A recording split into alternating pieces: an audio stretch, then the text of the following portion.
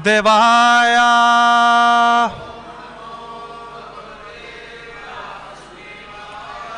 ओम नमो भगवते वासुदेवाय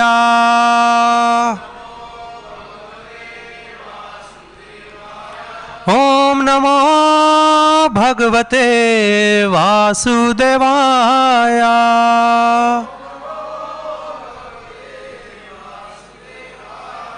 हरे कृष्णा। आप सभी भक्तों को स्वागत है आज के इस प्रातःकाल श्रीमद् भागवतम कक्षा में। आज हम लोग श्रवण कर रहे हैं स्कंद 10 अध्याय 30। अध्याय का शीर्षक है गोपियों द्वारा कृष्ण की खोज। और आज हम लोग श्लोका लेंगे 3, 42, 43 और 44।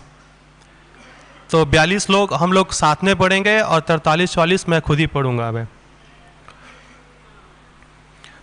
ततो विशानवनम चंद्रा ज्योत्स्नायवा विभाव्यते तमहा प्रविष्टमालक्ष्य ततो निवर्तुः स्त्रिया ततो विशानविनं चंद्रा ज्योत्स्नायावा विभाव्यते तमहा प्रविष्टमालक्ष्य ततो निवावर्तुः स्त्रियः ततो विशानवनं चंद्रा ज्योत्स्नायावद् विभाव्यते तमहा प्रविष्टमालक्ष्य ततो निवावर्तुः स्त्रियः।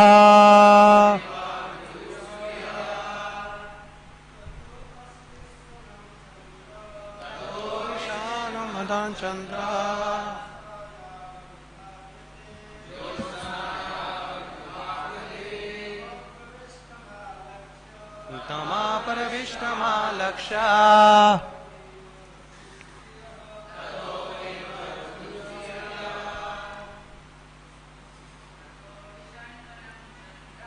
ततो विशानवनं चंद्रा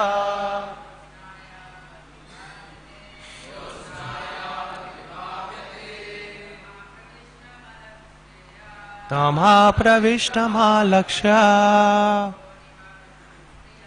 ततो निवावर्तुः स्त्रियः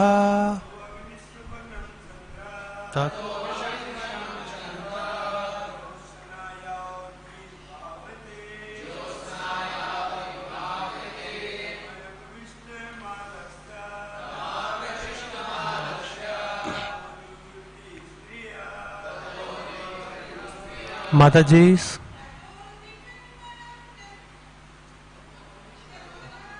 ततो विशानवनं चंद्रा ज्योत्स्नायावद् विभाव्यते तमहा प्रविष्टमालक्ष्य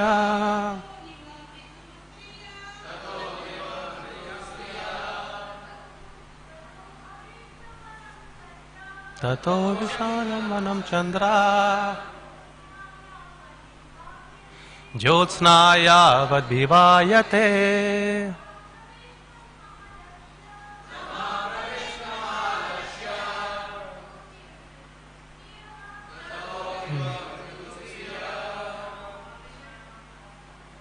ततो विशानवनं चंद्रा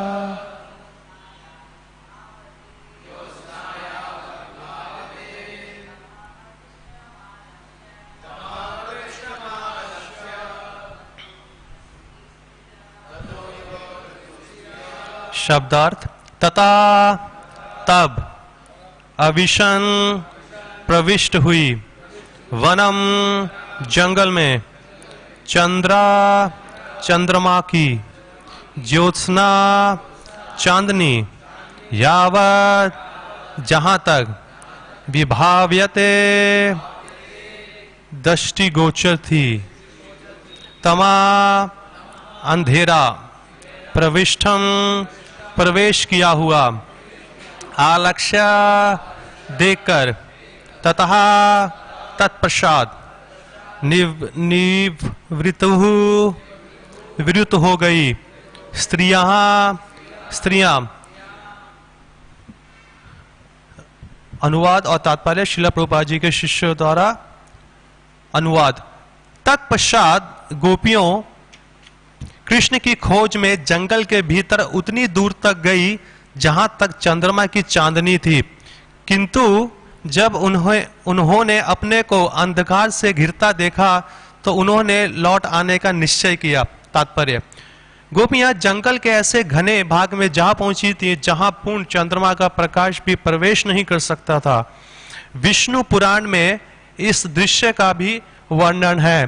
प्रविष्टो गहनम कृष्ण पदम अत्र न लक्ष्यते निवर्तादवम सशंकस्य नैतद दिधीति गोचरः। एक गोपी ने कहा, कृष्ण जंगल के ऐसे घने भाग में प्रविष्ट हो चुके हैं कि हम उनके पदचिन्हों को भी नहीं देख सकती। अंततः इस क्षेत्र से जहां चांदनी भी नहीं पूछ सकती लौट चलना चाहिए। श्लोका नंबर 43।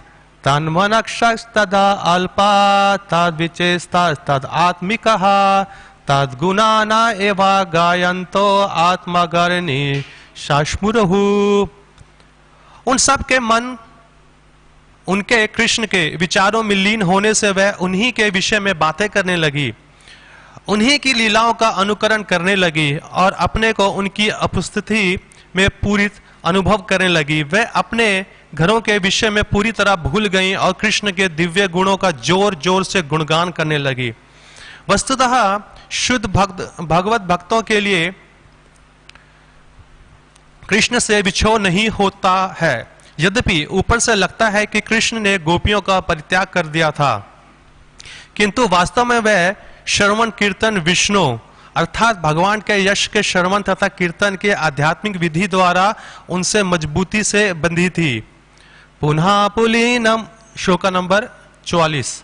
पुनः पुलीनम अगत्या कलिंदया कृष्णा भावना समावेता जघु कृष्णम तद अगामना कांक्षितः। गोपियां फिर से कालिंदी के किनारे आ गईं, कृष्ण का ध्यान करते तथा उत्सुकता पूर्वक यह आशा लगाई कि ये आएंगे ही। वह उनके विषय में गीत गाने के लिए एक साथ बैठ गई।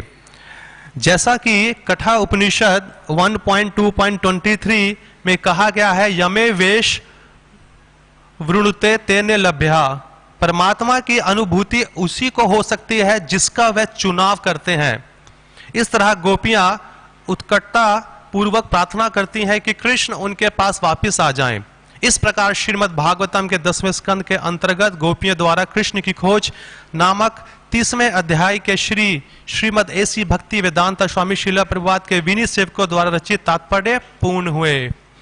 ओम अज्ञानातिमिरान्धस्य ज्ञानाञ्जनशलाकया चक्षुरुन्मीलितं येन तस्मै श्री गुरुवे नमः। श्री चैतन्य मनोभीष्टं स्थापितं येन भूतले स्वयं रूपा कदा मह्यं ददाति स्वपदान्तिकं। हे कृष्णा करुणा सिन्धो दीनबन्धो जगत्पते गोपिका गोपिका कान्ता श्री राधा कान्त नमोस्तुते। तप्त कांचना गौरांगी श्री राधे वृंदावनेश्वरी विश्वभानुसुते देवी प्रणमामि हरिप्रिये। नमो विष्णुपदाय कृष्णा प्रस्थाया भूतले श्रीमते भक्ति वेदांता स्वामी नित्य नामिने। नमस्ते सरस्वते देवे गौरवाणी प्रचारिणे निर्विशेषा शून्यवादी पश्चाते देशतारिणे। जय श्री कृष्ण चैतन्य प्रभु नित्यानंद श्री अद्वैता गदाधर शिवासादि श्री गौर भक्त वृंदा। हरे कृष्णा कृष्णा कृष्णा हरे हरे हरे राम राम राम हरे हरे। हरे कृष्णा। आज इस अध्याय का पूर्णता हो रहा है। तो आज हम लोगों ने तीन श्लोकों में से पढ़ा कि कैसे कि तात्पर्य और अनुवाद में क्या क्या लिखा हुआ है। इससे पहले कि मैं आगे बढ़ूं, जस्ट थोड़ा सा ओवरव्यू में देना चाहता हूं, क्योंकि ये चैप्टर आज फिनिश हो रहा है। क्योंकि ये जो पिछला चैप्टर था, पिछला अध्याय था, वो इस बात से शुरू हुआ था कि गोपियों के अंदर जो गर्व आ गया था उसको दूर करने के लिए भगवान श्री कृष्ण ने उनका संग छोड़ दिया थोड़े समय के लिए, उनको शिक्षा देने के लिए। उसी के और उसी के चक्कर में जो गोपियां थी वो अपने दिव्य उन्माद के साथ, ट्रांसीडेंटल मैडनेस के साथ वो यहाँ वहाँ भटक रही थी जंगलों में। कभी पेड़ों से पूछती, कभी धरती से पूछती, कभी फूलों से पूछती, कभी इनसे पूछती, कभी उन सबसे वो पूछती क्या आपने कृष्ण को देखा है, क्या आपने कृष्ण को देखा है। उसके तत्पश्चात उनको भगवान के चरण कमल दिखे और साथ में एक चरण कमल और दिखे, तो उनको ये था कि वो पक्का श्रीमती राधा रानी के साथ होंगे। तो देखिए वो सहेली थी उनकी, उन्हीं के ग्रुप में से थी, मगर फिर भी भगवान के प्रति एक दिव्य उन्माद प्रकट करते हुए वो राधा रानी के प्रति अपना एनवी शो कर रही थी, अपनी ईर्ष्या शो कर रही थी। ये भगवान की लीला है, भगवान के भक्तों की लीला है। वो कैसे भी करे अंदर स्टोरी को अच्छा से रोमांचक बनाने के लिए, तो उन्होंने ऐसा कहना शुरू कर दिया। और उसके बाद क्या हुआ, जब भगवान श्री कृष्ण ने देखा कि श्रीमती राधा रानी का 3-4 श्लोकों से पहले एक रिक्वेस्ट आई कि मैं बहुत थक गई हूं, आप मुझे उठा लीजिए, तो भगवान के जब ऐसे ही सुना, भगवान वहां से भी गायब हो गए, उनके पास से भी। तो वो अपने आप को कोशिश से हाय मैंने ऐसा क्यों कहा, मुझे ऐसा बिल्कुल नहीं करना चाहिए, मुझे उनकी सेवा करनी चाहिए और बल्कि मैं उनसे सेवा ले रही हूं। तो ऐसे करके वो विलाप कर रही थी। उसी विलाप में जो बाकी उनकी सब सहेलियां थी, गोपियां थी, वो ढूंढते ढूंढते आके श्रीमती राधा रानी के पास, अरे आप ही के साथ तो भगवान श्री कृष्ण भागे थे, चले गए थे, और आपको भी छोड़ के फिर से भाग गए हैं, वो ये कैसे हुआ। तो उन्होंने अपनी सारी स्टोरी बताई कि उनके मुख से क्या निकला। उनको भी, वो भी अपने आप पे थोड़ा सा गर्वान्वित महसूस करने लगी कि मैं भी थोड़ी स्पेशल हूँ, देखो भगवान ने कितनी सारी गोपियों को छोड़ दिया मेरे लिए, बस इतना सा हल्का सा भाव आया, उधर से वो भी भगवान वहां से गायब हो गए। तो ये आज का श्लोक है। देखिए अब क्या हुआ, ये गोपियां भगवान को ढूंढ रही हैं, गोपियां द्वारा कृष्ण की खोज। कितने सारे भक्त हैं, चाहे वृंदावन में है चाहे वृंदावन में नहीं है, वो भगवान को खोजने के लिए वृंदावन जाते हैं और अनेक अनेक स्थानों पे जाते हैं जहां पे भगवान ने लीलाएं करी हैं। पर देखिए जो गोपियों का जो स्तर है वो इतना ऊंचा और इतना शुद्ध स्तर है कि उसकी तुलना भी नहीं की जा सकती है। अगर हम बृहद भागवतामृता को ध्यान से पढ़ेंगे, जो नारद मुनि है, नारद मुनि इसी खोज में थे कि भगवान के शुद्ध भक्त है कौन, सबसे बड़ा शुद्ध भक्त कौन है भगवान का। सर्वप्रथम उनको मिला, एक ब्राह्मण मिला जो कि प्रयागराज में, इलाहाबाद में पूजा कर रहा था शालीग्राम की। उनसे पूछा, अरे भगवान पे आपकी बहुत कृपा है, आप पे बहुत ज़्यादा मर्सी है कि आप उनकी पूजा कर रहे हैं। वो नम्र होकर बोलते हैं, मैं नहीं हूँ, साउथ इंडिया में एक ब्राह्मण है, एक राजा है, वो मुझसे भी अच्छा करता है। तो वो उनके पास जाते हैं, वो राजा किसी और के पास भेजता है, वो किसी और के पास भेजता है, वो किसी और के पास भेजता है, वो किसी और के पास भेजता है, और ऐसे जाते जाते पांडव में से उद्धव जी जाके भेजते हैं गोपियों के पास। सबसे उच्चतम स्तर वहां पे गोपियों का। तो एकमात्र जो भगवान के भक्त हैं, उनकी जो लीलाएं हैं जो ऐसी चलती हैं, उनके अंदर एकमात्र हमारे लिए क्या है कि हम उसमें से अपने उद्धार के लिए क्या सीख सकते हैं। ये एक तरह से देखें तो ये क्या चल रही है, एक मूवी चल रही है। हीरो आया, हीरोइन से मिला, हीरोइन ने कुछ बोला, हीरो नाराज हो गया, सीन से चला गया। ये ऐसे लगता है ये एक तरह का कोई बॉलीवुड सीन चल रहा है, वहाँ पे शुरू चल रही है। तो लोग क्या करते हैं, ऐसे पास टाइम को, ऐसी लीलाओं को पढ़ने के बाद वो अपने आप को हीरो के स्थान पर डाल लेते हैं कि अगर भगवान श्री कृष्ण ऐसा कर सकते हैं, वो इतनी सारी हीरोइन के हीरो बन सकते हैं, यार मेरे में क्या कमी है। मैं भी जाता हूँ जिम, मेरा भी हेयर स्टाइल अच्छा है, मेरे पास भी कुछ ना कुछ है, म्यूजिक इंस्ट्रूमेंट, गिटार है, तबला है, मेरे भी है, मैं भी कर सकता हूँ। नहीं, हमारे आचार्य लोग बताते हैं ये हमारे लिए नहीं है फिल्म का हीरो बनना या हीरोइन बनना। हमारे लिए क्या है कि वो हमें शिक्षा क्या दे रहे हैं, जहां से बद्ध जीव, कंडीशन सोल हम लोग अपने आप को अपने इस भौतिक जगत से उठा के हम आध्यात्मिक जगत में अपने आप को डाल सके। तो यही सारा काम जितने भी आचार्य लोग हैं उन्होंने हमें हेल्प करी है समझने में। विश्वनाथ चक्रवर्ती ठाकुर महाराज हैं, जीवा गोस्वामी है, सनातन गोस्वामी है, उन्होंने अनेक अनेक टीकाएं दी हैं इन लीलाओं पे। अपने आप को हीरो मत समझो, अपने आप को हीरोइन मत समझो। इसमें से लेसन क्या दिया है, भगवान को खोजना कैसे है, उन्हें प्राप्त कैसे करना है और क्या करना है और क्या नहीं करना है। प्राउड आया, भगवान गायब। तो एक लेसन कि हमें जीवन में अब किसी भी बात का कोई भी गर्व नहीं करना कि हमारे पास ये चीज है और हमें इस चीज का मान होना चाहिए। जहां मान आया वो भक्ति का सबसे बड़ा विघ्न है, वहां से भक्ति का प्रोग्रेस बहुत ज्यादा बंद हो जाता है। वो मान कैसे भी आ सकता है, चाहे हम भक्ति में हैं या भक्ति में नहीं है। ठीक है, कुछ सेवा के माध्यम से हमें कुछ पोस्ट दी जाती है, आप प्रेसिडेंट हैं, आप जीबीसी हैं, आप ये हैं, आप वो हैं। अगर वहां पे हम गर्वित हो गए तो वो तो भैया बहुत बड़ा दिक्कत का क्या है, क्योंकि वहां पे हमारी भक्ति चेक हो जाती है। क्योंकि वो जो सेवा है वो कुछ क्षण भर के लिए हमें दी गई है, जिससे हमें अपने आप को निखारना है, उस सेवा के अंदर ढलकर और चेक करते रहना है क्या मैं भक्ति से दूर जा रहा हूं या मैं भक्ति से और भगवान की तरफ बढ़ रहा हूं। ठीक है। और दूसरा बात यहां पे क्या आया कि गोपियों ने क्या किया, वो गोपियों ने जब यहां पे जो कि 42 नंबर श्लोक है, तो राधा रानी मिली, गोपियां मिली, उन्होंने क्या बोला, चलो भगवान को खोजते हैं। भगवान को खोजने के लिए जंगल में गए और जंगल में बता रहे हैं उस समय कौन सी थी रात्रि, पूर्णिमा की रात्रि थी। चंद्रमा अपने फुल मून पे था पूरी तरह से। देखिए अगर पूर्णिमा की रात होती है ना, अगर उसकी जो चांदनी पड़ती है, चांदनी में आप देख सकते हैं साफ साफ बाहर, ऐसा लगता है किसी ने ट्यूबलाइट ऑन करी हुई है, आप साफ साफ देख सकते हैं। तो उसी चांदनी में गोपियां जितनी भी थी भगवान श्री कृष्ण के पद चिन्हों को ढूंढते हुए उनको फॉलो करी थी, कहाँ गए हैं, इस साइड गए हैं, इस साइड गए हैं, इस साइड गए हैं। तो उन्होंने अंदाजा लगाया इस जंगल की तरफ गए हैं। श्री कृष्ण बलराम की जय। तो उन्होंने अंदाजा लगाया कि भगवान इसी घने जंगल की तरफ गए हैं। और वो सब जैसे जैसे उस जंगल के अंदर अंदर जा रही थी, चंद्रमा की चांदनी की रोशनी कम पड़ती जा रही थी।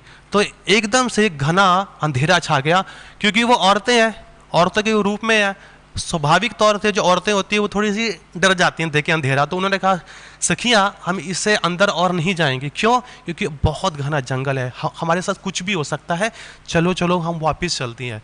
जो वो वापस निकली वहां से, उन्होंने आपस में इष्टागोष्ठी करी और बोले अब इसका सोल्यूशन क्या है, अब भगवान को वापस कैसे लाया जाए।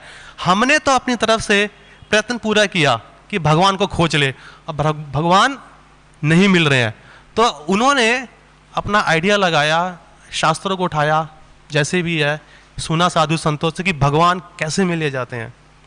उन्होंने क्या किया, चलिए हम सब इकट्ठे मिलके होके कालिंदी नदी के किनारे बैठते हैं और भगवान का गुणगान करते हैं। क्यों? भगवान पद्म पुराण में कहा गया, न हम वसामी वैकुंठे योगी नाम हृदय नचा मद भक्ता यत्र गायंती तत्र तिष्ठामि नारदा। कि हे नारद मुनि मैं वैकुंठ में नहीं रहता हूं, हे नारद मुनि मैं योगियों के हृदय में भी नहीं रहता हूं। मैं कहां पे रहता हूं? जहां पे मेरे भक्त मेरा गुणगान करते हैं, जहां पे कृष्ण कथा चलती है, जहां में कृष्ण भगवान का कीर्तन होता है, मैं उन दोनों स्थानों पे मौजूद रहता हूं। क्योंकि उनको पता था गोपियों को अच्छे से, और ये शिक्षा हमको भी दे रहे हैं कि आप लोग भगवान को ढूंढने के लिए मत जाइए। अब जैसे ही भगवान का गुणगान करेंगे, भगवान का कीर्तन करेंगे, भगवान कितने भी दूर हो हमसे, किसी भी घने जंगल में छुप के बैठे हो, वो तुरंत वो सुनते हुए हमारे पास अपने आप आ जाएंगे। ये सेम चीज श्रीला भक्ति सिद्धांत सरस्वती ठाकुर महाराज ने अपनी शिक्षा में बताई है। उनका एक बहुत ही फेमस कोट है। वो क्या कोट है? Don't try to see Krishna work in such a way that Krishna wants to see you. कि आप भगवान को देखने का प्रयास मत कीजिए, आप भगवान के लिए सेवा इस प्रकार से कीजिए कि भगवान आके आपको देख सके। अभी 3-4 दिन पहले एक भक्त थे, उन्होंने बहुत ही सुंदर बात बोली थी। उन्होंने बोला था कि एक भक्त थे शिला प्रभुपाद जी के शिष्य, उन्होंने शिला प्रभुपाद जी का बोला कि शिला प्रभुपाद जी मुझे ब्लेसिंग दीजिए, आशीर्वाद दीजिए, ताकि मैं अपना भजन, अपनी साधना वृंदावन जाके कर सकूं। जितना भी मेरा जीवन बचा है मैं अपना सारा जीवन वृंदावन धाम में निकाल दूं। शिला प्रभुपाद जी ने क्या बोला, मैं 20 साल वहां पे रहा, मैंने अपना समय खराब किया वृंदावन में। इसका क्या मतलब है कि मुझे सेवा करनी थी, मुझे ये भगवान श्री कृष्ण का ज्ञान मुझे दूसरे लोगों को भी देना था, और मैं वो 20 साल नहीं दे पाया। मेरे लिए वही वृंदावन है जहां पे मैं देना चाहता हूं। मैं देखिए ये भगवान का है। और यहाँ पे गोपियाँ, जो कि 43 नंबर श्लोक में उन्होंने बहुत से सुंदर सा इसका सॉल्यूशन दिया कि भगवान को प्राप्त कैसे किया जाए। उन्होंने कोई बहुत बड़ी तोप नहीं मारी कि आपको ये करना है, आपको वो करना है।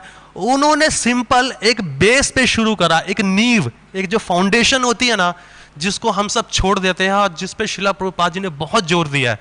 देखिए क्या लिखता है, किंतु देखो, यद्यपि ऊपर से लगता है कि कृष्ण ने गोपियों का परित्याग कर दिया था, किंतु वास्तव में वह श्रवण कीर्तन विष्णु अर्थात भगवान के यश के श्रवण तथा कीर्तन के आध्यात्मिक विधि द्वारा उनसे मजबूती से बंधी थी। उन्होंने किसका आश्रय लिया? सिंपल श्रवण कीर्तन विष्णु स्मरणन पाद सेवनम अर्चनम वंदनम साख्यम आत्मनिवेदनम। शुरुआत ही वहीं से हुई कि श्रवणम से, क्योंकि श्रवणम ही ऐसी चीज है कि जब तक आपकी श्रवण अच्छी से नहीं होगी ना, आपको भगवान का कीर्तन भी अच्छे से नहीं होगा। इस बात को आप ध्यान से सुनिएगा, जब अगर आपका श्रवण भगवान के प्रति, आपको उनके सुनने की अगर आपकी ताकत, अगर आपकी शक्ति नहीं है ना, अगर आपकी रुचि नहीं बढ़ेगी, तो आपका कीर्तन भी अच्छे से नहीं होगा। और अगर आपका कीर्तन अच्छे से नहीं होगा तो भगवान का स्मरण भी अच्छे से नहीं होगा। तो लोग सीधा इसी बात पे पहुंच जाते हैं, प्रभु जी भगवान को याद कैसे करें, भगवान चिंतन में नहीं आते हैं। एक बार मेलबर्न में एक भक्त ने महाराज से पूछा, देवामित महाराज से, कि महाराज हम सोते सोते भगवान का चिंतन कैसे करें? तो महाराज ने बोला, बेटा पहले जागते जागते भगवान का चिंतन करो। पहले आंखें खुली है उस पर तो ध्यान दो, जब आंखें बंद हो जाएगी वो हम बाद का स्टेज देखेंगे। पहले अगर आंखें खुली है, कान खुले हैं, दिमाग खुला है, पहले उस पर तो जोर लगाओ। कि जिस भक्त की जितनी अधिक रुचि है ना भगवान की कथा में सुनने में, देखना, उसका उतना ही ज्यादा रुचि ना भगवान का नाम के जप में होगा। जब ये दोनों चीजें आपकी स्ट्रांग है भक्ति में, चलो बताया जाता है कि ये दोनों भगवान के लेग्स की, मतलब एक लेग्स की तरह है भक्ति की। अगर ये दोनों चीजें स्ट्रांग है ना, तो ही आप इस पे खड़े हो पाओगे हमेशा के लिए, वरना आपकी जो भक्ति है वो डगमगाएगी। और ये जितने भी हैं इनको बोला जाता है नवदा भक्ति, क्योंकि ये 9 प्रकार के प्रोसेस हैं भक्ति के। मगर इसमें होना क्या चाहिए? इति पुंसा अर्पितो विष्णु भक्ति चेना नव लक्षणम। ये जो जितने भी 9 है ना, जो प्रोसेस बताए हैं, ये सिर्फ भगवान विष्णु को ही अर्पित होने चाहिए। किसी बॉलीवुड स्टार को नहीं, किसी स्पोर्ट्स स्टार को नहीं, किसी इस भौतिक जगत के इंसान को नहीं, कुछ नहीं। ये जो रूल है, 9 प्रोसेस है, ये भगवान और भगवान के भक्त, ये दोनों पे अप्लाई होते हैं। क्योंकि भगवान और भगवान के भक्त दोनों एक दूसरे से अलग नहीं है। कृष्ण कथा जहां शुरू होती है वहां दोनों की चर्चा हमेशा होती है, भगवान और भगवान के शुद्ध भक्त। तो यहां पे गोपियों ने सीधे जाके उसी चीज का क्या किया? आश्रय लिया। श्रवणम कीर्तनम विष्णु, उन्होंने भगवान के लिए गुणगान शुरू करे। आप देखिए ये जो 44वां है श्लोक थे इस चैप्टर के, ये जैसे ही होता है खलाप, जो अगला अध्याय शुरू होएगा, अध्याय का नाम क्या है? गोपी गीत। जो कि वृंदावन के जितने भी सहजे हैं ना, उनकी भागवतम यहीं से शुरू होती है और यहीं पे खत्म हो जाती है। गोपी गीत पे शुरू, गोपी गीत पे खत्म। वहां पे वो भगवान का अनेकों गुणगान करते हैं, उनकी जितनी भी लीलाएं हैं उन्होंने खेली हैं, जितने भी पास टाइम बचपन से लेके अब तक किए हैं, उन सब का उन्होंने गीत के अंदर उतार दिया है। और उसके आने वाला अध्याय क्या है? द रियूनियन, मतलब कि भगवान का मिलन फिर दोबारा गोपियों के साथ। उनके मुख से सुना गया गुणगान भगवान को इतना प्रसन्न करता है कि भगवान साक्षात उनके सामने आके अवतरित हो जाते हैं उनको दर्शन देने के लिए। तो प्रभुपाद जी भी, जितने भी आचार्य हैं ना, वो यही बोलते हैं आपको जब कभी भी समय मिले भगवान का गुणगान शुरू कर दो।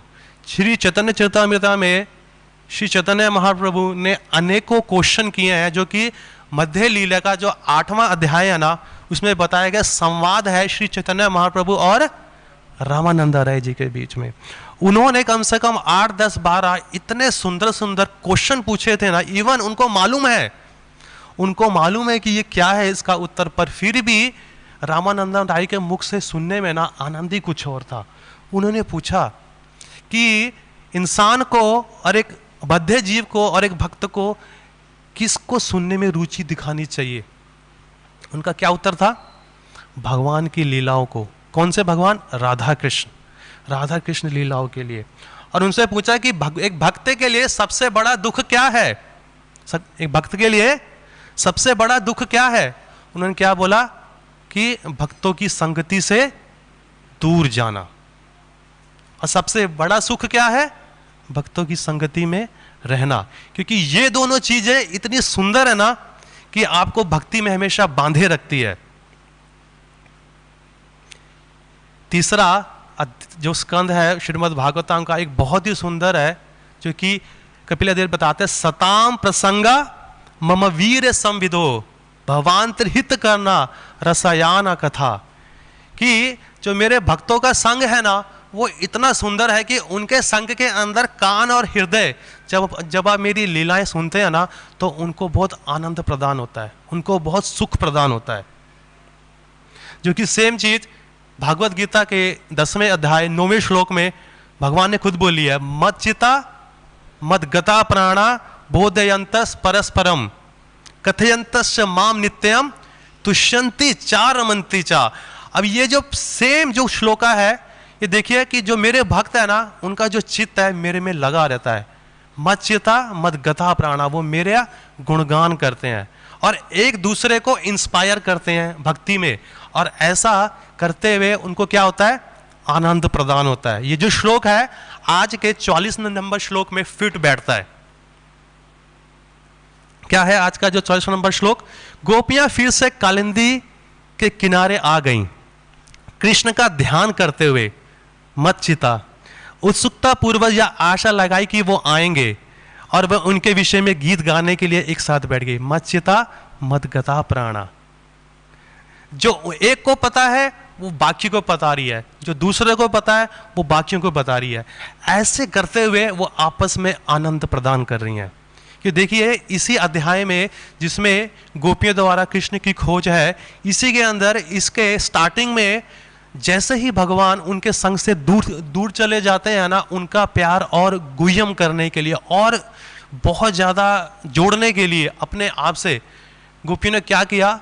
एक गोपी बोलती, मैं ही वो कृष्ण हूं जिसने कालिया का वध किया, मैं ही वो रामा हूं जिसने उनको मारा, रावण को मारा, मैंने ऐसा किया। मतलब जितने भी भगवान के लीलाएं थे वो अपने आप को उनके वश में डाल लेती थी भगवान की लीलाओं में। कभी इसका वेश, कभी उसका वेश, कभी उसका वेश, कभी उसका वेश। इन्होंने सिंपली भगवान के जितने भी लीलाएं हैं उनका जाके श्रवण करना शुरू करा। उसके श्रवण से वो तनिक मात्र भी भगवान से बिल्कुल भी दूर नहीं थी। क्योंकि 43 नंबर श्लोक में देखिए उसमें क्या लिखा हुआ है?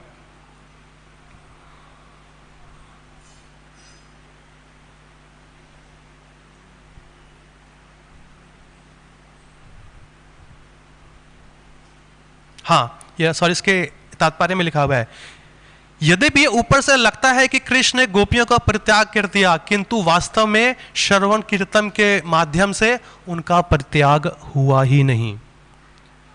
जब तक हम ये जो नवदा भक्ति है इसके आश्रय में रहेंगे ना, हम कभी भी भगवान से बिल्कुल भी अलग नहीं रहेंगे। भगवान हमेशा हमारे साथ है। कैसे? परमात्मा रूप में। परमात्मा रूप में हमारे हृदय में हमारी सिंसियरिटी देखते हैं। जो भक्त जितना सिंसियर रहेगा अपनी भक्ति के अंदर, जितना डिटरमिन्ड रहेगा अपनी भक्ति के अंदर, उतनी तेजी से भगवान अपने आप को उस भक्त के कंट्रोल में दे देते हैं। क्योंकि बहुत सारे भक्तों का एक होता है प्रश्न कि प्रभु जी हमारा डिटर्मिनेशन जो है ना वो स्ट्रांग नहीं रहता। जब हम टेंपल में आते हैं, भक्तों के साथ बैठते हैं, किसी स्वामी जी को सुनते हैं, हमको थोड़ा सा जोश आ जाता है, एक बूस्टर आ जाता है हमारी बॉडी के अंदर। घर जाते हैं, वहाँ पे सारा का सारा फिस्ट हो जाता है हमारा, हमको कुछ पता नहीं लगता कि होएगा क्या हमारे साथ। तो उसका कारण क्या है कि अपने आप को डिटर्मिन कैसे बनाए। तो भगवान ने भगवद गीता के दूसरे अध्याय में बहुत ही सुंदर बताया कि डिटर्मिनेशन ना होने का एक मुख्य कारण क्या है। एक्चुअली एक नहीं है, दो है इसके अंदर, भगवान ने उत्तर दिया है। वो क्या दिया है? भोगा ऐश्वर्या प्रसक्ता नाम ताया अपहरता चेतसाम व्यवसात्मिका बुद्धिर समाधुना विधीयते। इसका एकमात्र कारण है जिससे हमारा मन भगवान की तरफ नहीं लगता है, उसको बताया है भोगा और ऐश्वर्या, इंजॉयमेंट इस भौतिक जगत को करने की, और ऐश्वर्या और ऑपुलेंटली अपना जीवन व्यतीत करने की। जहां ये दो चीजें हमारे माइंड में चल रही है तो भगवान वहां से कहां पर आगे बैठेंगे। भोगा ऐश्वर्य प्रसक्ता नाम, जिसकी आसक्ति, जिसका डिटर्मिनेशन ऑलरेडी भगवान से हट के इन दो चीजों पे है, भोगा और ऐश्वर्य पे, तो उसका डिटर्मिनेशन भगवान की तरफ कहां रहेगा? बहुत ही ज्यादा मुश्किल है। 7वें अध्याय के भागवत गीता के पहले नंबर श्लोक में कितना सुंदर बताया है, मया सक्तेना मनः पार्था योगम युजम मदाश्रया, कि हे अर्जुन, हे पार्थ, आपकी जो आसक्ति है ना वो आसक्ति मुझ में लगाओ। और जो आसक्ति है वो भावा से पहले है और भावा प्रेमा से पहले है। अपनी जो आसक्ति है ना वो आसक्ति मुझ में लगाओ, इस भौतिक जगत के भोग और ऐश्वर्य में बिल्कुल मत लगाओ। क्योंकि जहां आपकी आसक्ति वहां लगी, मेरे में आसक्ति नहीं लग सकती है, मेरे ऊपर आसक्ति बिल्कुल भी नहीं लग सकती है। अभी देखिए गोपियों ने क्या क्या लिखा है, क्या लिखा है यहाँ पे 43 नंबर श्लोक में। उसमें लिखते हैं आचार्य लोग, वे अपने घरों के विषय में पूरी तरह भूल गई थी और कृष्ण के दिव्य गुणों का जोर जोर से गुणगान करने लगी। कि जहां पे आपने अपने जीवन में भगवान का गुणगान जोर जोर से करना शुरू कर दिया ना, आपकी आसक्ति, आपका घर परिवार, आपका समाज और आपकी अपने आप से, अपने आप मतलब आपके अपने शरीर से आपकी आसक्ति कम हो जाएगी। आपकी सीधा आसक्ति भगवान के चरण कमलों पे, उनके गुणगान पे लगेगी।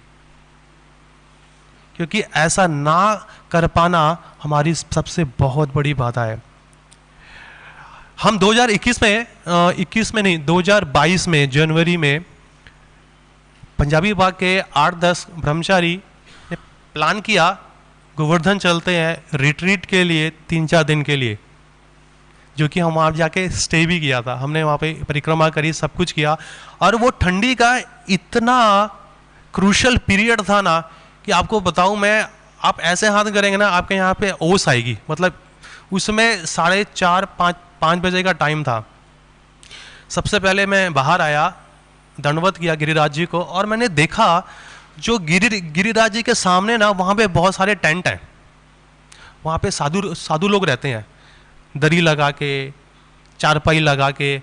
उनके पास कुछ भी घर नहीं है। मैंने एक माता को देखा, साध्वी थी, साधु के ड्रेस में थी, बूढ़ी थी। मैं सोचा, मैंने उनको ध्यान से देखा, वो इसके साथ हो क्या रहा है। उसने अपना हल्का सा मुंह बाहर निकाला खाली सांस लेने के लिए, और वो हरे कृष्णा का मंत्र का जाप कर रही थी। मैंने आइडिया लगाया कि माता इतनी ठंड में एक चारपाई पे सोई है, उसकी चारपाई के ऊपर 2-3 चादर होगी, उसके ऊपर एक छोटा सा ब्लैंकेट होगा, और ब्लैंकेट के ऊपर एक तरपाल थी। ठीक है, वो तरपाल के अंदर इतनी बुरी तरह परिस्थिति में होने के बावजूद भी उसने अपनी जो आध्यात्मिक प्रैक्टिस थी ना, उसने उसको बिल्कुल भी टूटने नहीं दिया।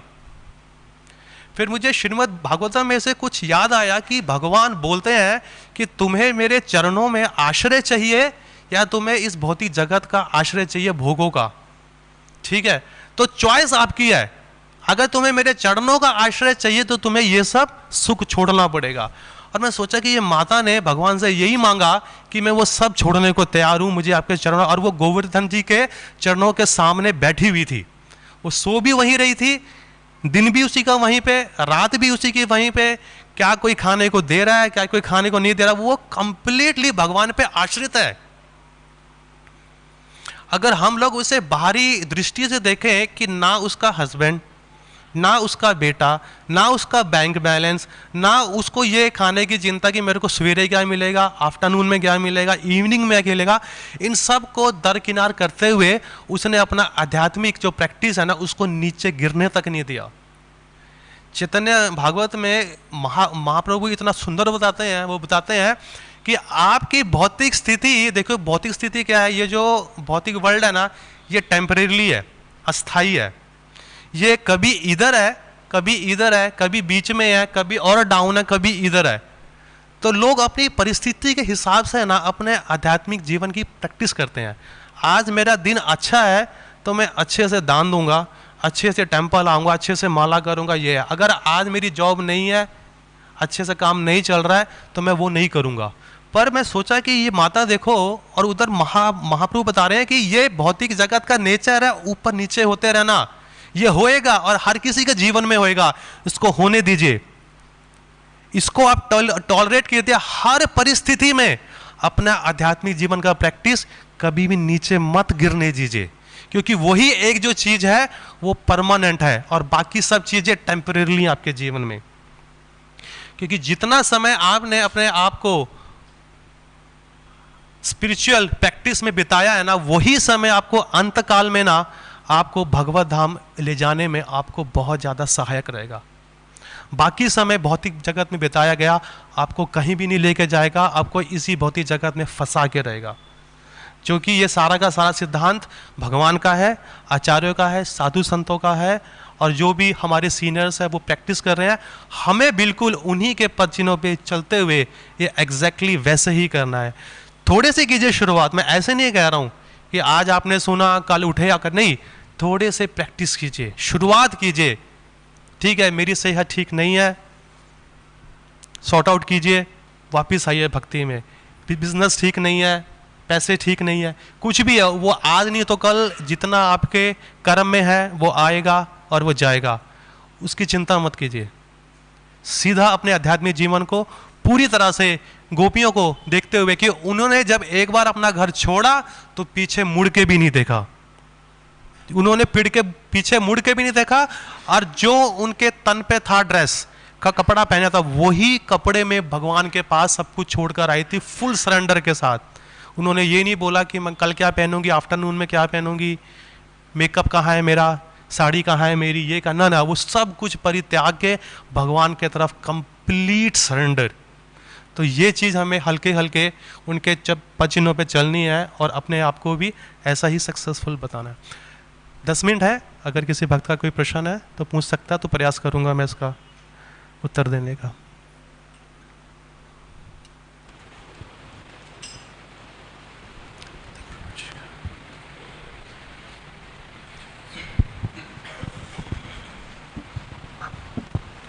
हरे कृष्णा प्रभु जी, धन्यवाद। हरे कृष्ण। प्रभु जी, आपने बताया कि जो गोपियां थी वो एनवी कर रही थी राधा रानी जी से कि भाई वो भगवान के साथ चले गए और हम अभी उनको ढूंढ रहे हैं। तो रासलीला में जो शारदीय रासलीला में मैंने सुना है कि जो दोनों तरह की गोपियां थी, सपक्ष और विपक्ष, मतलब राधा रानी जी की साइड की भी और चंद्रावली जी की साइड की भी। तो जो चंद्रावली जी की साइड की थी वो तो एनवी थोड़ा बहुत कर रही थी, जो कि हमने एनवी कर रही थी, थोड़ा हमने देखा भी एनवी जो आपने बताया। हाँ। और जो सपक्ष की थी वो राधा रानी जी के लिए प्रसन्न हो रही थी, उनकी सौभाग्य की प्रशंसा कर रही थी, सराहना कर रही थी। तो इसको किस तरह से देखा जाए? आप कह रहे हैं कि सब एनवी, मतलब जो गोपियां थी, हालांकि राधा रानी जी के ग्रुप की भी थी, वो भी एनवी कर रही थी। तो थोड़ा सा मैं इसको थोड़ा वैलिडेट करना चाह रहा हूँ आपके एक्सप्लेनेशन से कि इसको किस तरह से समझा जाए। प्रभु जी देखिए, जहाँ तक मेरा अंडरस्टैंडिंग है, इसको समझने की जरूरत ही नहीं है, क्योंकि जन्म कर्म चमे दिव्यम, कि भगवान ने ये सब जो ऐसे किया है वो अपने लीलाओं में रोमांच पैदा करने के लिए किया है। क्योंकि अगर सभी एक जैसे होंगे तो लीला में आनंद नहीं आएगा, क्योंकि सबको अपना अपना रोल दिया गया है। भगवान इस मूवी के हीरो, वही इसके डायरेक्टर, वही इसके प्रोड्यूसर। तो उन्होंने सबको अपना अपना रोल बताया गया है। ये स्क्रिप्ट आपकी है, ये पेज लो, याद करो, जब आपका टाइम आएगा डायलॉग बोल देना, ठीक है। तो ये उनके हिसाब से ही चल रहा है। अब कैसा है, क्यों है, वो आपके सामने है, आप पूछ सकते हैं। प्रभु जी, मैं ये नहीं पूछ रहा कि ऐसा क्यों हुआ, क्यों तो गोपियाँ जितनी भी हैं या भगवान के जितने भी ब्रजवासी जितने भी हैं, वो उनका परम लक्ष्य भगवान को आनंद पहुंचाना ही है, चाहे किसी भी माध्यम से। परंतु मैं ये सिर्फ वैलिडेट करना चाह रहा था कि सभी एनवी कर रही थी या कुछ एनवी कर रही थी और कुछ प्रसन्न हो रही थी? दोनों है प्रभु जी, दोनों हो रहे थे। हाँ, क्योंकि आपने अपने प्रश्न का उत्तर स्टार्टिंग में ही दे दिया था। हाँ, मैं उसको वैलिडेट ही करना चाह रहा था वैसे। नहीं, दोनों में था, क्योंकि ऐसे में आता ना आनंद, खट्टा मीठा कौड़ा, तो आनंद चलता है। थैंक यू प्रभु जी। हरे हरे कृष्ण। कृष्ण। किसी और का कोई प्रश्न? चलिए, अगर नहीं है तो ग्रंथराज श्रीमद् भागवतम